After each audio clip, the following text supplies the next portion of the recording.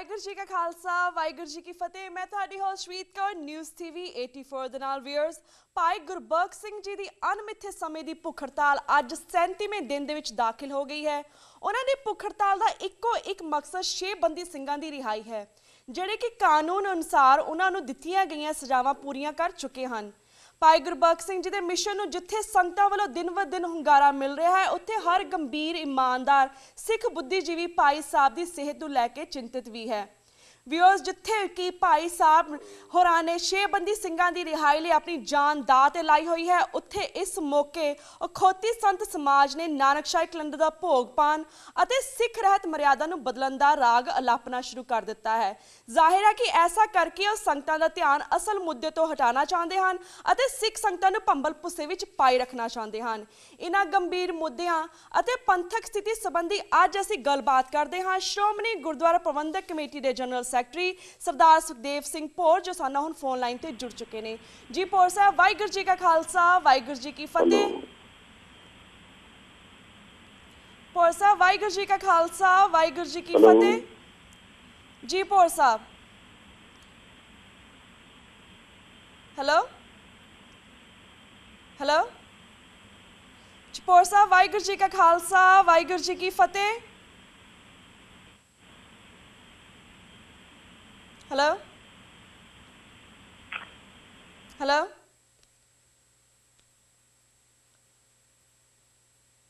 जी नहीं आ रही जी, हुण तुहाडी आवाज़ आई। वाहिगुरू जी का खालसा वाहिगुरू जी की फतेह। हेलो हाँ जी भौर साहब जी। भौर साहब जी, जिस तरह तुसी भाई गुरबख्श सिंह जी दे हेलो हाँ जी हाँ जी हाँ जी भौर साहब जी, वाहिगुरू जी का खालसा वाहिगुरू जी की फतेह। वाहिगुरू जी का खालसा वाहिगुरू जी की फतेह। जी भौर साहब, सब तो पहले ਅਸੀਂ ਤੁਹਾਡੇ ਕੋਲ ਇਹੀ ਜਾਣਨਾ ਚਾਹਾਂਗੇ ਕਿ ਭਾਈ ਗੁਰਬਖਸ਼ ਸਿੰਘ ਜੀ ਦੇ ਬਰਥ ਬਾਰੇ ਤੁਸੀਂ ਕੀ ਸੋਚਦੇ ਹੋ, ਇਸ ਬਾਰੇ ਜਾਣਕਾਰੀ ਦਿਓ।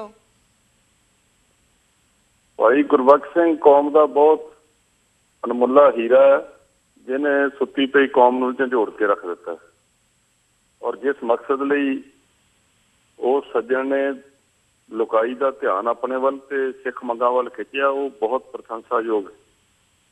ਬੇਸ਼ੱਕ ਵਕਤ ਬ ਵਕਤ ਉਸ ਦੇ ਕੌਜ਼ ਨੂੰ ਡਾਇਲੂਟ ਕਰਨ ਦੇ ਲਈ ਬੜੇ ਵੱਡੇ ਆਗੂਆਂ ਨੇ ਕੋਸ਼ਿਸ਼ ਕੀਤੀ, ਪਰ ਉਹਦਾ ਸਿਦਕ ਤੇ ਸਬਰ ਇਸ ਗੱਲ ਦਾ ਪ੍ਰਤੀਕ ਹੈ ਕਿ ਉਹ ਗੁਰਮਤ ਸੋਚ ਵਿੱਚ ਓਤ-ਪੋਤ ਪੰਥ ਦੇ ਭਵਿੱਖ ਲਈ ਵੀ ਚਿੰਤਤ ਹੈ ਔਰ ਪੰਥਕ ਜਿਹੜੇ ਸੂਰਬੀਰ ਯੋਧੇ ਜੀ ਆਪਣੀਆਂ ਸਜ਼ਾਵਾਂ ਭੁਗਤਣ ਤੋਂ ਬਾਅਦ ਵੀ ਜੇਲ੍ਹਾਂ ਵਿੱਚ ਬੰਦ ਨੇ, ਉਹਨਾਂ ਦੀ ਰਿਹਾਈ ਲਈ ਸਤਿਗੁਰੂ ਸਾਹਿਬ ਜੀ ਦੇ ਭੈ ਤੇ ਭਾਵਨੀ ਵਿੱਚ ਰਹਿੰਦਾ ਹੋਇਆ ਜੀ ਚਿੰਤਾ ਵਿੱਚ ਗ੍ਰਸਤ ਹੈ ਜੀ। ਉਹ ਆਪਣੇ ਸਰੀਰ ਦੀ ਪਰਵਾਹ ਨਾ ਕਰਦਾ ਹੋਇਆ ਵੀ ਕਿਸੇ ਰਾਜਨੀਤਿਕ ਮਫਾਦ ਤੋਂ ਉੱਪਰ ਉੱਠ ਕੇ, ਕੋਈ ਮਾਈਲੇਜ ਲੈਣ ਤੋਂ ਉੱਪਰ ਉੱਠ ਕੇ ਵੀ ਜਿਹੜਾ ਆਪਣੇ ਭਰਾਵਾਂ ਦੀ ਜੰਗ ਲੜ ਰਿਹਾ, ਉਹਦੀ ਜਿੰਨੀ ਵੀ ਪ੍ਰਸ਼ੰਸਾ ਕੀਤੀ ਜਾਏ ਥੋੜੀ ਹੈ। ਜੀ ਬਿਲਕੁਲ।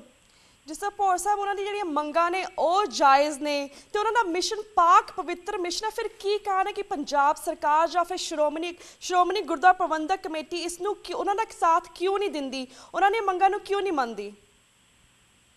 ਦੇਖੋ, ਸ਼੍ਰੋਮਣੀ ਗੁਰਦੁਆਰਾ ਪ੍ਰਬੰਧਕ ਕਮੇਟੀ ਦੇ ਮੈਂ ਅੰਤਰੰਗ ਕਮੇਟੀ ਦੀ ਮੀਟਿੰਗ ਵਿੱਚ ਵੀ ਤੇ ਅੰਦਰੋਂ ਪ੍ਰਧਾਨ ਸਾਹਿਬ ਨਾਲ ਵੀ ਤੇ ਬਾਕੀ ਸਾਰੇ ਅਧਿਕਾਰੀਆਂ ਨਾਲ, ਜਿਹੜੇ ਵੱਡੇ ਲੀਡਰ ਨੇ ਸਾਡੇ, ਉਹਨਾਂ ਨਾਲ ਸਾਰਿਆਂ ਨਾਲ ਰਾਬਤਾ ਬਣਾਉਣ ਵਿੱਚ ਇਸ ਗੱਲ ਤੇ ਬਾਰ-ਬਾਰ ਉਹਨਾਂ ਨੂੰ ਦ੍ਰਿੜ ਕਰਾਉਂਦਾ ਰਿਹਾ ਵੀ ਇਹ ਕੋਈ ਕਿਸੇ ਬੰਦੇ ਦੀ ਲੜਾਈ ਨਹੀਂ, ਇਹ ਕੌਮੀ ਲੜਾਈ ਹੈ। ਪਰ ਮੈਂ ਕਾਮਯਾਬ ਨਹੀਂ ਹੋ ਸਕਿਆ। ਮੈਂ ਐਤਕੀ ਜਿਹੜੀ ਅੰਤਰਿੰਗ ਕਮੇਟੀ ਦੀ ਮੀਟਿੰਗ ਹੋਈ ਉਹਦੇ ਵਿੱਚ ਵੀ ਰੱਖਿਆ ਵੀ ਉਹਦੇ ਹੱਕ ਵਿੱਚ ਮਤਾ ਪਾ ਕੇ ਆਪਾਂ ਨੂੰ ਜੰਗ ਆਪਣੇ ਮੋਢਿਆਂ ਤੇ ਚੁੱਕਣੀ ਚਾਹੀਦੀ ਹੈ। ਸਰਦਾਰ ਕਰਨੈਲ ਸਿੰਘ ਪੰਜੋਲੀ ਵੀ ਮੇਰੇ ਨਾਲ ਇਸ ਗੱਲ ਵਿੱਚ ਸ਼ਾਮਲ ਸੀ, ਪਰ ਸਾਡੀ ਗੱਲ ਜਿਹੜੀ ਹੈ ਕਾਮਯਾਬ ਨਹੀਂ ਹੋਈ। ਔਰ ਮੈਂ ਇਹ ਸਮਝਦਾ ਇਸ ਕਰਕੇ ਹੈ ਕਿਉਂਕਿ ਸਰਦਾਰ ਗੁਰਬਖਸ਼ ਸਿੰਘ ਦੇ ਸੰਘਰਸ਼ ਨੂੰ ਹਾਈਜੈਕ ਕਰਨ ਦੇ ਲਈ ਕੁਝ ਪੰਥ ਵਿਰੋਧੀ ਸੱਜਣ ਵੀ ਦੌੜੇ ਭੱਜੇ ਫਿਰਦੇ ਰਹੇ, ਜਿਨ੍ਹਾਂ ਵਿੱਚੋਂ ਇੱਕ ਬੁੱਢੀ ਹੈ, ਮੈਂ ਨਾਂ ਨਹੀਂ ਲੈਣਾ, ਅੱਜ ਵਕਤ ਆਉਣ ਤੇ ਲੈ ਵੀ ਦਿਆਂਗਾ। ਉਹ ਸੱਜਣ ਐਸਾ ਸੱਜਣ ਹੈ ਜਿਹਨੇ ਦਰਸ਼ਨ ਸਿੰਘ ਲੋਹਾਰਾ ਦੀ ਜਦੋਂ ਸ਼ਹਾਦਤ ਹੋਈ ਹੈ ਜਲੰਧਰ, ਨੂਰ ਮਹਿਲੀਏ ਪਖੰਡੀ ਦੇ ਜਿਹੜਾ ਸਮਾਗਮ ਸੀ ਉਹਦੇ ਕਰਕੇ, ਤੇ ਉਹ ਬੰਦੇ ਨੂੰ ਦਰਸ਼ਨ ਸਿੰਘ ਲੋਹਾਰਾ ਦੀ ਸ਼ਹੀਦੀ ਦਾ ਫਿਕਰ ਘੱਟ ਸੀ, ਨਾਨਕਸ਼ਾਹੀ ਕੈਲੰਡਰ ਨੂੰ ਬਦਲਣ ਦੀ ਚਿੰਤਾ ਜ਼ਿਆਦਾ ਸੀ ਜੀ। ਐਸੇ ਸੱਜਣ ਜਦੋਂ ਕਰ ਰਹੇ ਹੋਣ ਨਾ, ਸਾਰਾ ਕੁਝ ਮੈਨੇਜ ਕਰਦੇ ਹੋਣ, ਤੇ ਕਈ ਵਾਰੀ ਡਰ ਲੱਗਣ ਲੱਗ ਪੈਂਦਾ ਵੀ ਭਾਈ ਗੁਰਬਖਸ਼ ਸਿੰਘ ਵਰਗਾ ਸਿਦਕੀ ਯੋਧਾ ਕਿਤੇ ਆਪਣੀ ਜਾਨ ਨਾ ਗਵਾ ਬੈਠੇ ਤੇ ਚਿੜੀਆਂ ਦੀ ਮੌਤ ਗੌਰਾਂ ਦੇ ਹਾਸੇ ਵਾਲੀ ਗੱਲ ਨਾ ਬਣ ਜਾਏ। ਜੀ ਪਰੰਤੂ ਵਾਹਿਗੁਰੂ ਦੀ ਕਿਰਪਾ ਤੇ ਮਹਾਰਾਜ ਦੀ ਬਖਸ਼ਿਸ਼ ਹੈ, ਉਹ ਦ੍ਰਿੜ ਹੈ ਔਰ ਉਹਨੇ ਜਿਹੜੇ ਮਕਸਦ ਲਈ ਆਪਣੇ ਸਰੀਰ ਨੂੰ ਕਸ਼ਟ ਦਿੱਤਾ ਸੀ ਉਹਦੇ ਵਿੱਚ ਉਹ ਕਾਮਯਾਬ ਹੋ ਗਿਆ। ਔਰ ਕੱਲ ਭਾਈ ਲਾਲ ਸਿੰਘ ਨੂੰ ਪੈਰੋਲ ਤੇ ਨਾਭਾ ਜੇਲ੍ਹ ਤੋਂ ਰਿਹਾ ਕਰ ਦਿੱਤਾ ਗਿਆ। ਦੂਜਿਆਂ ਦੇ ਲਈ ਯਤਨ ਜਾਰੀ ਹੋ ਗਏ ਤੇ ਮੇਰੇ ਖਿਆਲ 2-4 ਦਿਨਾਂ 'ਚ ਸਾਰੀ ਗੱਲ ਠੀਕ ਠਾਕ ਹੋ ਜਾਏਗੀ। ਜੀ ਤੇ ਪੌਰ ਸਾਹਿਬ ਇਹ ਵੀ ਦੱਸੋ ਕਿ ਜਿਸ ਤਰ੍ਹਾਂ ਤੁਸੀਂ ਜਾਣਦੇ ਹੀ ਹੋ ਕਿ ਅਖੌਤੀ ਸੰਤ ਸਮਾਜ ਨੇ ਇਸ ਵੇਲੇ ਨਾਨਕਸ਼ਾਹੀ ਕੈਲੰਡਰ ਦਾ ਭੋਗ ਪਾਉਣ ਅਤੇ ਸਿੱਖ ਰਹਿਤ ਮਰਿਆਦਾ ਵਿੱਚ ਮਿਲਾਵਟ ਕਰਨ ਦਾ ਕਦਮ ਚੁੱਕਿਆ ਹੈ। ਇਹ ਕਦਮ ਹੁਣੇ ਕਿਉਂ ਚੁੱਕਿਆ ਗਿਆ, ਐਸਾ ਕਿਉਂ ਕੀਤਾ ਗਿਆ, ਇਸ ਬਾਰੇ ਜਾਣਕਾਰੀ ਦਿਓ। ਕੌਮ ਦੇ ਵਿੱਚ ਜਿੱਥੇ ਕੌਮ ਨਾਲ ਪਿਆਰ ਕਰਨ ਵਾਲਿਆਂ ਦੀ ਕਮੀ ਨਹੀਂ, ਉੱਥੇ ਕੌਮ ਦੇ ਗਦਾਰਾਂ ਦੀ ਵੀ ਕੋਈ ਕਮੀ ਨਹੀਂ। ਇਹ ਉਹ ਲੋਕ ਹੈ ਜਿਨ੍ਹਾਂ ਨੇ ਖਾਲਸਾਈ ਨਿਆਰਾਪਨ ਨੂੰ ਖਤਮ ਕਰਨ ਦੀ ਸਹੁੰ ਚੁੱਕੀ ਹੋਈ ਹੈ। ਔਰ ਮੈਂ ਪਹਿਲਾਂ ਓਫੀਸ਼ੀਅਲੀ ਵੀ ਜਦੋਂ ਬਾਈਕਾਟ ਕੀਤਾ ਸੀ, ਜਦੋਂ ਨਾਨਕਸ਼ਾਹੀ ਕੈਲੰਡਰ ਦੇ ਨੂੰ ਅਮੈਂਡ ਕਰਨ ਦੀ ਕੋਸ਼ਿਸ਼ ਕੀਤੀ ਗਈ ਸੀ, ਜਿਹੜਾ ਪ੍ਰਵਾਨਿਤ ਕੈਲੰਡਰ ਸੀ ਜੀ, ਤੇ ਹੁਣ ਵੀ ਮੈਂ ਪਹਿਲਾਂ ਵੀ ਆਪਣੇ ਪ੍ਰਧਾਨ ਨੂੰ ਵੀ ਤੇ ਜਥੇਦਾਰ ਸਾਹਿਬ ਨੂੰ ਵੀ ਸੁਚੇਤ ਕਰ ਚੁੱਕਾ ਹਾਂਜੀ, ਵੀ ਇਹਦੇ ਨਾਲ ਤੁਸੀਂ ਕੌਮ ਦਾ ਨਿਆਰਾਪਨ ਖਤਮ ਕਰਨ ਦੇ ਰਾਹ ਤੁਰੇ ਹੋਏ ਹੋ। ਔਰ ਇਹ ਬਦਕਿਸਮਤੀ ਇਹ ਆ ਵੀ ਜਿਹੜੇ 5 ਜਥੇਦਾਰ ਸਾਹਿਬਾਨ ਉਹਨਾਂ ਵਿੱਚੋਂ ਕੁਝ ਐਸੇ ਆ ਜਿਹੜੇ ਸਾਧ ਲਾਣੇ ਦੇ ਮਗਰ ਲੱਗ ਕੇ ਖਾਲਸਾਈ ਪਰੰਪਰਾਵਾਂ ਨੂੰ ਤਰਾਜੇ ਦੇ ਕੇ ਉਹਨਾਂ ਨੂੰ ਖੁਸ਼ ਕਰਨ ਦੇ ਰਾਹ ਤੁਰੇ ਹੋਏ ਆ। ਔਰ ਜਿਹੜੀਆਂ ਕੌਮਾਂ ਕੇਵਲ ਵੋਟਾਂ ਦੇ ਆਧਾਰ ਦੇ ਉੱਤੇ ਫੈਸਲੇ ਕਰਨ, ਉਹ ਆਪਣੀਆਂ ਪਰੰਪਰਾਵਾਂ ਨੂੰ ਬਚਾਉਣ ਦੇ ਸਮਰੱਥ ਨਹੀਂ ਹੋ ਸਕਦੇ। ਪਰ ਮੈਂ ਕੌਮ ਨਾਲ ਵਾਅਦਾ ਕੀਤਾ ਵੀ ਜਿੰਨੀ ਵਾਹ ਪੇਸ਼ ਲੱਗੀ ਇਹਦੇ ਵਿੱਚ ਜਿੰਨਾ ਕੁ ਯਤਨ ਹੋ ਸਕਿਆ, ਜਿਵੇਂ ਪਹਿਲਾਂ ਕਰਦੇ ਰਹੇ ਹਾਂ, ਖਾਲਸੇ ਦੇ ਨਿਆਰੇਪਨ ਨੂੰ ਢਾਲ ਨਹੀਂ ਲੱਗਣ ਦਿੱਤੀ ਜਾਊਗੀ। ਜੀ ਤੇ ਪੌਰ ਸਾਹਿਬ ਇਹ ਵੀ ਦੱਸੋ ਕਿ ਸਾਡੇ ਦਰਸ਼ਕਾਂ ਨੂੰ ਕਿ ਮੂਲ ਨਾਨਕਸ਼ਾਹੀ ਕੈਲੰਡਰ ਜਿਹੜਾ 2003 ਬਾਰੇ ਵੇਰਵੇ ਦੇ ਨਾਲ ਜਾਣਕਾਰੀ ਦਿਓ ਕਿ ਇਹ ਕਿਵੇਂ ਪਾਸ ਹੋਇਆ ਸੀਗਾ, ਇਸ ਬਾਰੇ ਵੀ ਦੱਸੋ। ਇਹ 2003 ਵਿੱਚ ਬਡੂੰਗਰ ਸਾਹਿਬ ਪ੍ਰਧਾਨ ਸਨ। ਉਸ ਵੇਲੇ ਇਹ ਨਾਨਕਸ਼ਾਹੀ ਕੈਲੰਡਰ ਪਹਿਲਾਂ 1999 ਵਿੱਚ ਬਣਾਇਆ ਗਿਆ ਸੀ। ਇਹਨੂੰ ਰਿਲੀਜ਼ ਕੀਤਾ ਸੀ ਸਰਦਾਰ ਪਾਲ ਸਿੰਘ ਪੁਰੇਵਾਲ ਨੇ, ਬੜੀ ਮਿਹਨਤ ਨਾਲ ਬਣਾਇਆ ਸੀ। ਉਹਦੇ ਨਾਲ ਇੱਕ ਸਬ ਕਮੇਟੀ ਸੀ ਜਿਹਦੇ ਵਿੱਚ ਅਸੀਂ ਵੀ ਬੈਠਦੇ ਰਹੇ। ਕੋਸ਼ਿਸ਼ ਸਿਰਫ ਇੱਕ ਸੀ ਵੀ ਕੌਮ ਜਿਹੜੀ ਆ ਗਲੋਬਲ ਹੋ ਗਈ। ਸਾਡੇ ਬੱਚੇ ਬਾਰ-ਬਾਰ ਦੇਸਾਂ ਵਿਦੇਸਾਂ ਵਿੱਚ ਬੈਠੇ ਪੁੱਛਦੇ ਆ ਵੀ ਮੇਰਾ ਜਨਮ ਤੇ ਇੱਕ ਮਿੱਥੀ ਹੋਈ ਤਰੀਕ ਮੁਤਾਬਕ ਆਉਂਦਾ ਤੇ ਮੇਰੇ ਗੁਰੂ ਦਾ ਜਨਮ ਹਰ ਵਾਰੀ ਅੱਗੇ ਪਿੱਛੇ ਹੋ ਜਾਂਦਾ। ਇਹ ਸਾਰੀ ਸੋਚ ਦੇ ਤਹਿਤ ਵੀ ਇੱਕੋ ਹੀ ਸਮੇਂ ਤੇ ਸਾਰੀਆਂ ਤਰੀਕਾਂ ਨੂੰ ਫਿੱਟ ਕਰਕੇ ਐਸਾ ਕੈਲੰਡਰ ਦੇ ਦਿੱਤਾ ਜਾਵੇ ਜਿਹੜਾ ਗੁਰਬਾਣੀ ਤੇ ਆਧਾਰਿਤ ਵੀ ਹੋਵੇ, ਜਿਵੇਂ 12 ਮਾਝ ਹੈ ਉਹਦੇ ਉੱਤੇ ਆਧਾਰਿਤ ਵੀ ਹੋਵੇ, ਰੁੱਤਾਂ ਦੀ ਬਣਤਰ ਵੀ ਉਹਦੇ ਵਿੱਚ ਪੂਰੀ ਕਰਦੀ ਹੋਵੇ ਤੇ ਇਹ ਜਿਹੜੇ ਗੁਰਪੁਰਬ ਨੇ ਇੱਕ ਹੋਈ ਤਰੀਕ ਮੁਤਾਬਕ ਆਉਣ। ਪਰ ਫਰਕ ਇਹ ਹੈ ਵੀ ਜਿਹੜਾ ਜਿਹਨੂੰ ਦੋ ਤਰ੍ਹਾਂ ਦੇ ਕੈਲੰਡਰ ਦੁਨੀਆ ਮੰਨਦੀ ਹੈ, ਇੱਕ ਸੂਰਜੀ ਕੈਲੰਡਰ ਹੈ, ਇੱਕ ਲੂਨਰ ਕੈਲੰਡਰ ਹੈ, ਚੰਦਰਮਾ ਮੁਖੀ ਕੈਲੰਡਰ ਹੈ। ਜਿਹੜਾ ਚੰਦਰਮਾ ਮੁਖੀ ਕੈਲੰਡਰ ਹੈ 354 ਦਿਨਾਂ ਦਾ ਹੁੰਦਾ ਤੇ ਸੂਰਜੀ ਕੈਲੰਡਰ ਜਿਹੜਾ 365 ਸਹੀ 1/4 ਦਿਨਾਂ ਦਾ ਹੁੰਦਾ। ਔਰ ਇਹ ਜਿਹੜਾ 11-11.25 ਘੰਟਿਆਂ ਦਾ ਦਿਨਾਂ ਦਾ ਫਰਕ ਹੈ ਸਾਲ ਦਾ, ਇਹਨੂੰ ਕਿਵੇਂ ਕੱਢਿਆ ਜਾ ਸਕਦਾ? ਜਿਹੜੇ ਅਨੁਮਤੀ ਲੋਕ ਨੇ, ਜਿਹੜੇ ਬਿਕਰਮੀ ਕੈਲੰਡਰ ਦੇ ਮੁਤਾਬਕ ਆਪਣੀਆਂ ਤਰੀਕਾਂ ਮਨਾਉਂਦੇ, ਉਹ ਇੱਕ 13ਵਾਂ ਮਹੀਨਾ ਬਣਾ ਲੈਂਦੇ ਆ ਜਿਹਨੂੰ ਉਹ ਮਲਮਾਸ ਦਾ ਮਹੀਨਾ ਕਹਿ ਦਿੰਦੇ, ਗੰਦਗੀ ਦਾ ਮਹੀਨਾ ਕਹਿ ਦਿੰਦੇ। ਉਹਦੇ 'ਚ ਕੋਈ ਦਿਨ ਨਹੀਂ ਮਨਾਉਂਦੇ, ਕੋਈ ਗੁਰਪੁਰਬ ਨਹੀਂ ਮਨਾਉਂਦੇ, ਕੋਈ ਆਪਣੇ ਵਿਆਹ ਬੱਚੇ ਦੀ ਸ਼ਾਦੀ ਨਹੀਂ ਕਰਦੇ। ਪਰ ਸਾਡੇ ਤਾਂ ਗੁਰੂ ਸਾਹਿਬ ਦਾ, ਜਿਨ੍ਹਾਂ ਨੇ ਸਾਨੂੰ ਨਿਆਰਾਪਨ ਆਨੰਦਪੁਰੀ ਦੀ ਪਵਿੱਤਰ ਧਰਤੀ ਤੇ ਬਖਸ਼ਿਸ਼ ਕੀਤਾ, ਕਲਗੀਧਰ ਪਾਤਸ਼ਾਹ ਦਾ ਜਨਮ ਹੀ ਮਗਰਲੇ ਮਹੀਨੇ ਵਿੱਚ ਆਉਂਦਾ। ਉਹ ਮਹੀਨਾ ਜਿਹੜਾ ਉਹਦੇ ਵਿੱਚ ਆਉਂਦਾ ਤੇ ਉਹ ਅਸੀਂ ਹੁਣ ਬਾਹਮਣ ਨੂੰ ਪੁੱਛਣ ਜਾਇਆ ਕਰੀਏ। ਮੇਰੀ ਤਾਂ ਉਸ ਵੇਲੇ ਵੀ ਰਾਏ ਸੀ ਬਾਹਮਣ ਨੂੰ ਪੁੱਛੀਏ ਵੀ ਦੱਸੋ ਸਾਨੂੰ ਕਦੋਂ ਗੁਰੂ ਸਾਹਿਬ ਦਾ ਜਨਮ ਦਿਹਾੜਾ ਮਨਾਈ, ਤੇ ਕਦੀ ਮਨਾ ਲਈਏ ਕਦੀ ਨਾ ਮਨਾ ਲਈਏ। ਇਹ ਬਹੁਤ ਸੋਚ ਵਿਚਾਰ ਤੋਂ ਬਾਅਦ ਜਾਰੀ ਕੀਤਾ ਗਿਆ ਸੀ। 2003 ਤੋਂ ਲੈ ਕੇ 2010 ਤੱਕ ਲਗਾਤਾਰ ਦੇਸ਼ਾਂ ਵਿਦੇਸ਼ਾਂ ਵਿੱਚ ਸਾਰੇ ਪੰਥ ਨੇ ਮੰਨ ਲਿਆ ਸੀ। ਵਿਦੇਸ਼ਾਂ ਦੀਆਂ ਸਰਕਾਰਾਂ ਨੇ ਵੀ ਮੰਨ ਲਿਆ ਸੀ, ਭਾਰਤ ਸਰਕਾਰ ਨੇ ਵੀ ਮੰਨ ਲਿਆ ਸੀ, ਪੰਜਾਬ ਸਰਕਾਰ ਨੇ ਵੀ ਮੰਨ ਲਿਆ ਸੀ, ਦੂਜੇ ਸੂਬਿਆਂ ਦੀਆਂ ਸਰਕਾਰਾਂ ਨੇ ਮੰਨ ਕੇ ਵੀ ਉਹਦੇ ਮੁਤਾਬਕ ਛੁੱਟੀਆਂ ਕਰਤੀਆਂ। ਪਰ ਬਦਕਿਸਮਤੀ ਹੈ ਜਿਹੜੇ ਲੋਕਾਂ ਨੇ 2003 ਤੋਂ ਲੈ ਕੇ 2010 ਤੱਕ ਉਸ ਕੈਲੰਡਰ ਨੂੰ ਮੰਨਿਆ ਹੀ ਨਹੀਂ, ਉਹਨਾਂ ਦੇ ਕਹਿਣ ਦੇ ਉੱਤੇ 2010 ਵਿੱਚ ਉਹ ਕੈਲੰਡਰ ਤਬਦੀਲ ਕਰ ਦਿੱਤਾ। ਇਹ ਬੜਾ ਵੱਡਾ ਦੁਖਾਂਤ ਹੈ ਜੀ। ਤੇ ਪੌਰ ਸਾਹਿਬ ਅਸੀਂ ਵੀ ਜਾਣਨਾ ਚਾਹਾਂਗੇ, ਜਿਸ ਤੁਸੀਂ ਪਹਿਲਾਂ ਦੱਸਿਆ ਕਿ ਇੱਕ ਬੰਦੀ ਸਿੰਘ ਨੂੰ ਰਿਹਾ ਕਰ ਦਿੱਤਾ ਹੈ, ਬਾਕੀ ਮੈਨੂੰ ਵੀ ਭਾਈ ਤੁਹਾਡੀ ਆਵਾਜ਼ ਕਲੀਅਰ ਨਹੀਂ ਆ ਰਹੀ ਜੀ।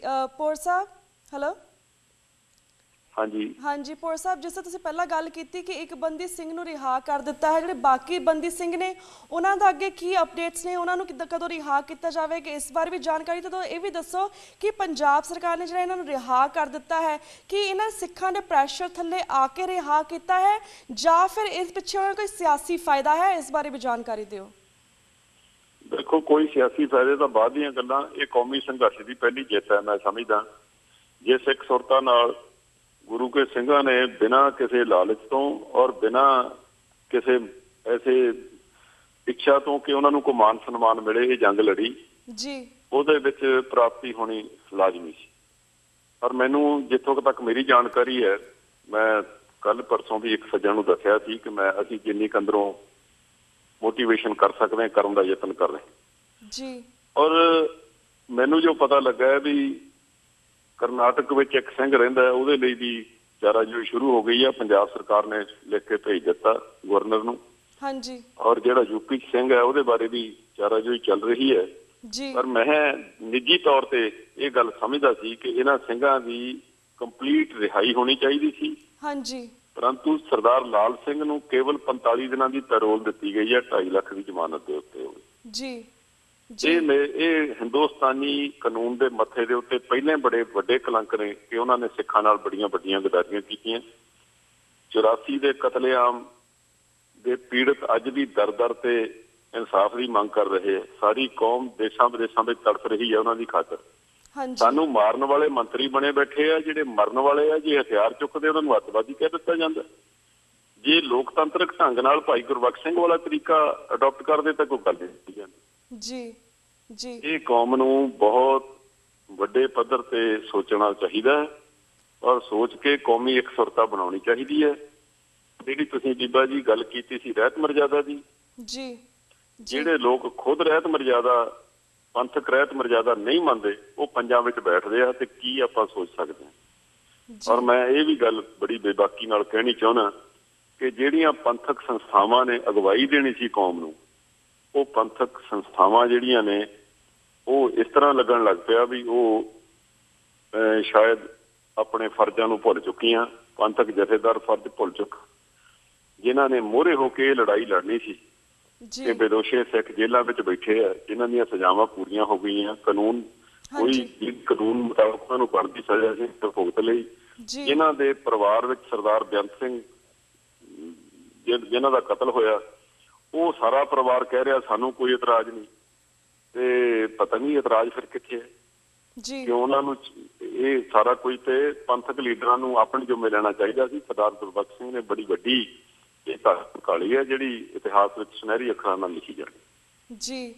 ਤੇ ਜਿਸ ਤਰ੍ਹਾਂ ਪੌਰ ਸਾਹਿਬ ਸਾਡੇ ਕੋਲ ਪੰਥਕ ਮੁੱਦੇ ਤੇ ਸਵਾਲ ਤਾਂ ਥੱਲੇ ਹੋਰ ਵੀ ਬਹੁਤ ਨੇ, ਪਰ ਸਾਡਾ ਵਕਤ ਹੁਣ ਸਮਾਪਤੀ ਵੱਲ ਜਾ ਰਿਹਾ। ਐਟ ਦੀ ਐਂਡ ਤੁਸੀਂ ਭਾਈ ਗੁਰਬਖਸ਼ ਸਿੰਘ ਜੀ ਦੀ ਸ਼ਖਸੀਅਤ ਜਾਂ ਫਿਰ ਬਾਹਰਲੀ ਸਿੱਖ ਸੰਗਤਾਂ ਜਿਹੜੀ ਤੁਹਾਨੂੰ ਇਸ ਵੇਲੇ ਸੁਣ ਰਹੀਆਂ ਨੇ, ਵੇਖ ਰਹੀਆਂ ਨੇ, ਕੋਈ ਸੁਨੇਹਾ ਦੇਣਾ ਚਾਹੋਗੇ?